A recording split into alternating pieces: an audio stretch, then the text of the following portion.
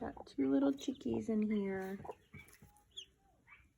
Good job, Regal. He tried to walk himself. I don't know how I'm gonna sleep tonight because they're in that little incubator and I can hear them chirping and I know they're being born and I get so excited when they're being born. I'm gonna try really hard though to sleep because it could take 24 hours.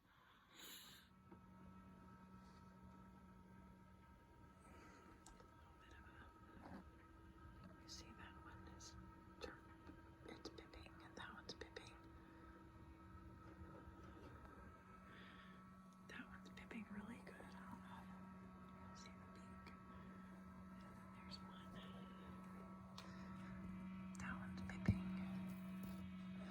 Some of them are kind of gross. I don't think you can get in. That one's pipping. There.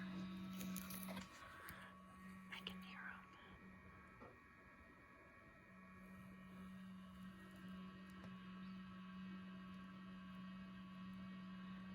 You can see it breathing.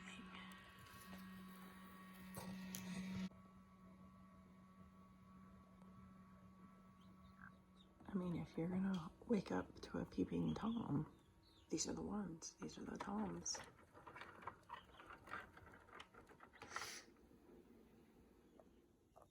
This is Charlie Bunny that we've been bunny sitting for my friend Christina.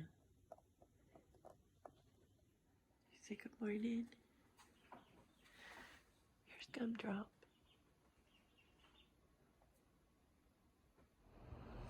Good morning. Welcome back to Wild Village Farm. Please come do chores with me this morning. First thing this morning is feeding the birds. The guineas aren't usually in here. They kind of hang out by themselves, but they followed me in, so I'm gonna let them feed with the chickens. They get along, they just don't like being cooped up. Quite often I feel the rush of getting everything done, getting my job done, getting my chores done. But I can tell you one thing I love about the summer is finding new rhythms. My morning chores, you see there's no kids out helping me, and they could be out helping me, but I kind of enjoy the quiet. I enjoy nature. I enjoy hearing the birds chirping. I enjoy watching them interact with each other, and just this time is kind of my time, and I'm learning to appreciate these rhythms and the slowness that comes with them. Right now we have a lot of birds. There's a lot going on, so just bear with me. This is not one of my fast videos, but it is one where you get to see this pace of life right now in this area.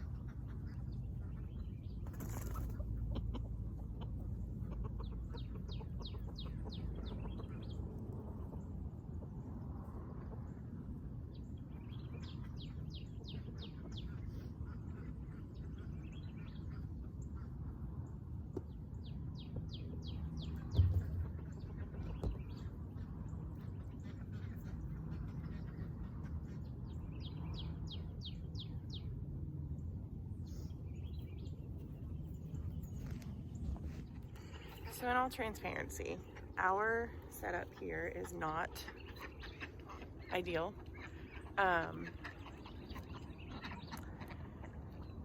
When we moved in, I had to make a lot of decisions. Also, I made a lot of poor choices, but we won't talk about that. In my heart, I wanted these ducks, so I got 2. I say that, my friend Deanna got 2 for me. And then we ended up getting 2 more because we loved them so much. So this is my water hose. Yesterday it blew a leak. I'll be dealing with that tomorrow. But these red buckets, these are protein tubs that we use for the cows. And right now they are where the ducks swim. And the chickens probably drink from this more than their water because it's easy. My dad has given me a fitting for a swimming pool because my goal would be for that pool to drain down into the woods. And that would be a little easier for me than having to dump buckets every day. This is compost. Right now this is bedding, and we add grass, we add food scraps, whatever. I just pile it up every day, and the ducks and the chickens are working on scraping through it, scratching through it, making it into compost. I'm gonna go turn this water off.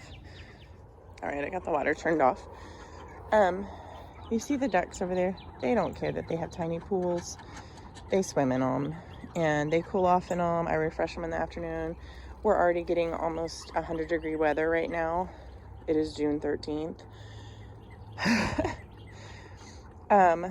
You can see here, these are nesting boxes that Daryl and I built at the other house, and never put legs on it, never attached it to the back of this coop, nothing. It's just sitting in there, basically rotting. They don't lay in it.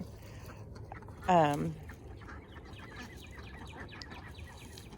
telling you that these ducks, for entertainment purposes only, have been the best investment of my life.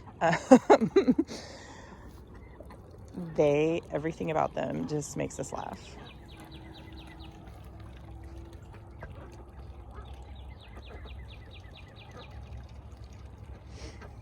Anyways, the chickens basically lay their eggs right there in the corner.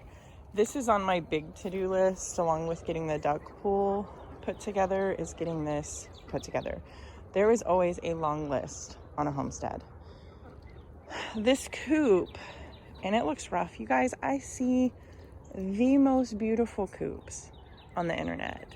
And they're great. And if you have the money and that's where you want to put your money, do it.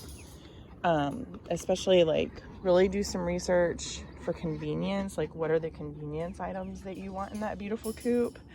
And I would recommend that. And we have another coop over by my mother-in-law's house with the newer chicks that she's keeping, but I always thought it was very beautiful, but it does not do utility wise. I guess they're fighting over who gets to be in that pool now. It does not utility wise. See what I said? That's where they lay. She's like, are you following me in here? Ooh, that water. Somebody is messy. Utility wise, what this thing does, I fit easily. They have a roost right here. They don't use that. They use that as a ladder. They get up here. I never plan on them getting up there, but that's what they do. And they put themselves to bed. And I will come in and there are 11 birds that easily fit on this. I wouldn't change that. I fit 11 birds in there. If I have to leave them in here, say I'm doing work on the pen, or this pen, I need to refresh the bedding. And it's stationary. It was made to be mobile, but it's stationary because it's heavy and I don't really have anywhere to move it at this point. And I wanted to set up a situation that I felt was safe, that the dogs could protect. So this is it. They have lots of room. I don't know if you see this. Lots of room to run around. The guineas are ready to go. They are against my garden. I probably should put chicken wire up. I haven't. It is what it is. I just protect this much of the fence to the soil. They got long necks. Just trying to protect that so they can't get in there and eat the food that I'm growing. But it's easy because I just throw food over to them. This duck house, this is where the ducks sleep at night. They technically could sleep in here, but we've just trained them to sleep in here. This is an old coop. It's not that old. It's less than 3 years old. And this is falling apart. It's one of those kits we bought from Tractor Supply. Even though it costs money, it's cheaply made. So it's rickety, but it houses them fine. Yeah, it houses them just fine. And so I've added a shade cloth too, because it's very hot here. We don't have the wind here like we had, like that nice cool breeze. So I added this shade cloth. In the middle of the day, everybody, mostly the chickens, are in here. And the ducks might be in here or under here or in their water. So still figuring out what to do for that. Well, hello, Eloise. How are you, beautiful one? She says, did you bring me special treats? No, not today. They are taking dust baths like there's no tomorrow. This is what they do. I come out, you know, multiple times a day. Like now that it's hot, they don't do it out during midday, but when I come home in the evening, if it's starting to cool off, they're in here. They look dead. I freak out. One day I thought we were having a massacre. We were not, in fact, having a massacre. And you see that one buff Orpington, how she has no feathers? That's his fault. He's kind of rough with her. He's kind of rough with everybody. Every few days I have to remind him that he's not in charge. He's a what? What? All right.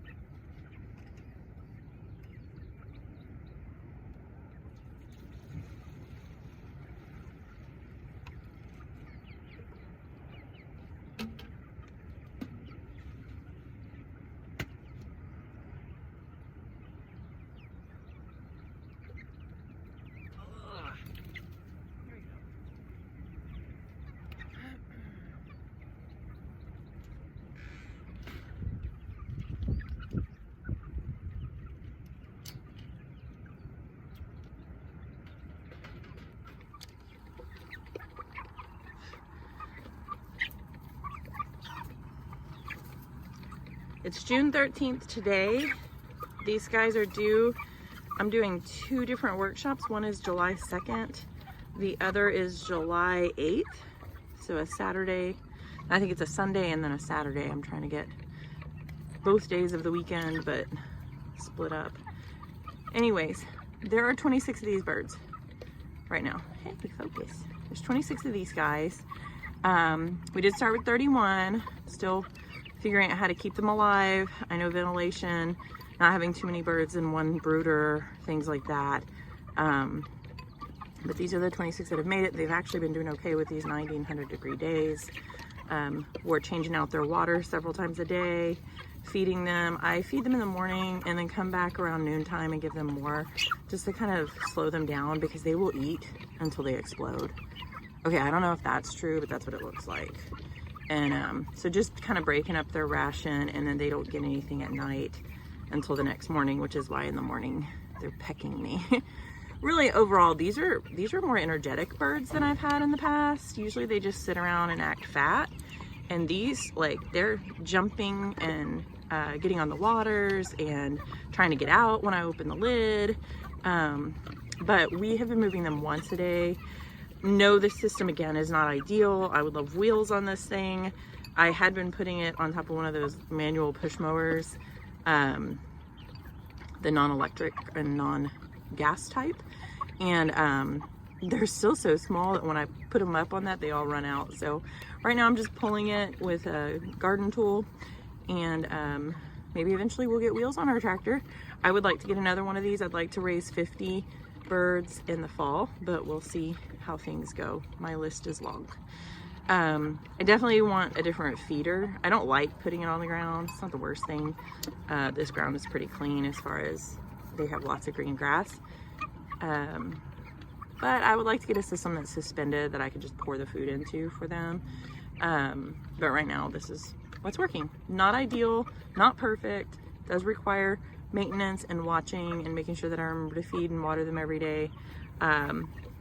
But I also get to check in on them and make sure that they're safe and that they're doing okay and they're not having heat stress. So all good things.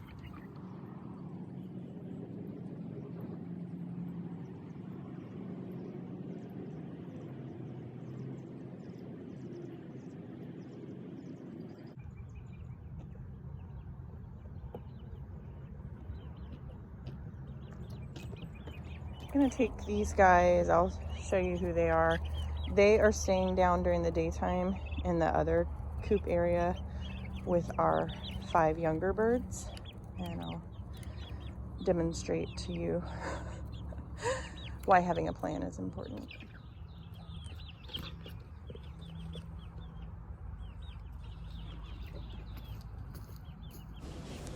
I have different chickens that are all different ages. So these chickens hatched in May, and then these are turkeys that came in May.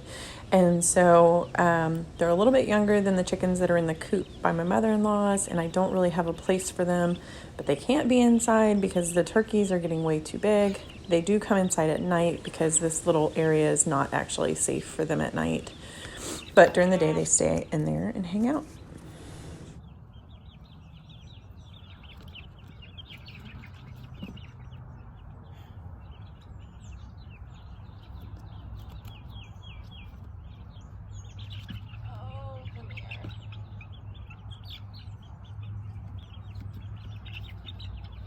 Oh, no.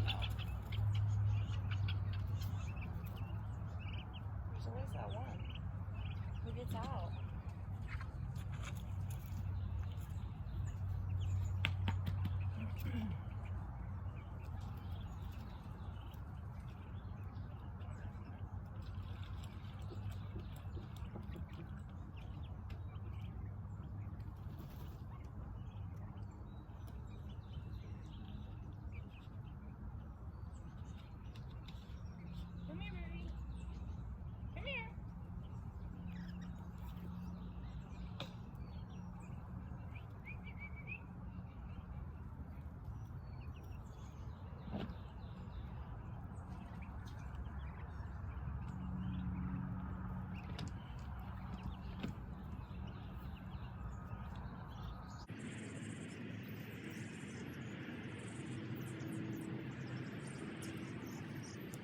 I'd also like to add that I plan on the turkeys hanging out with the chickens and ducks and all that, but I feel like I need a different roost setup for them. They're going to be a lot bigger and they need a different place to be. So if you have any ideas, send them my way. I should have researched this before I ordered 3 turkeys, but live and learn.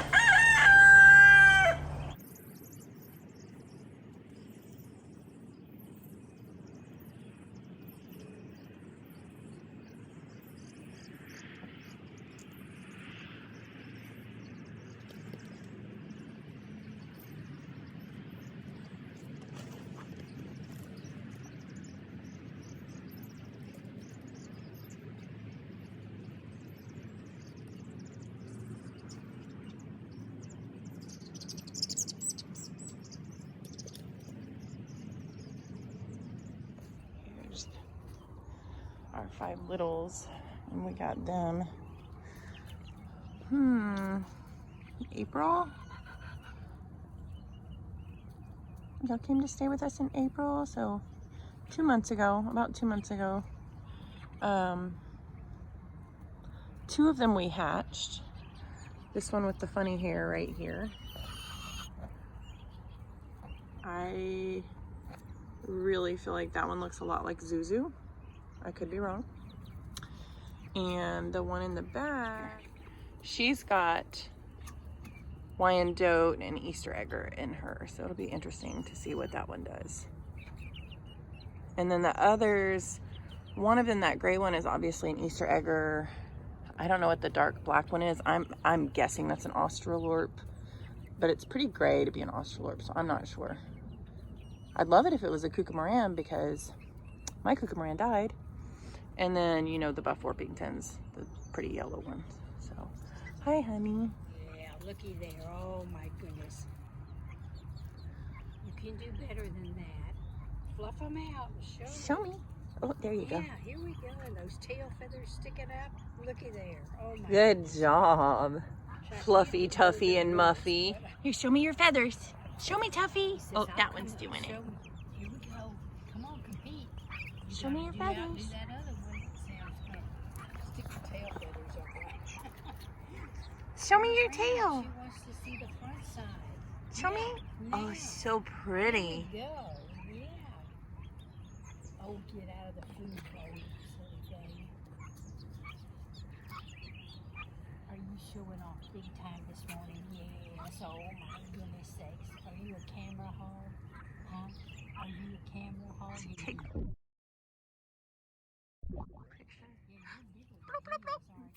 yeah. That's Tuffy.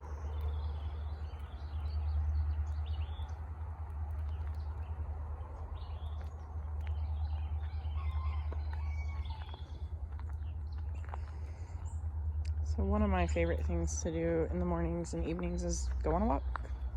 And especially with these puppies, it gets them out, we get some time together, and just my brain gets to relax for a minute before the day starts.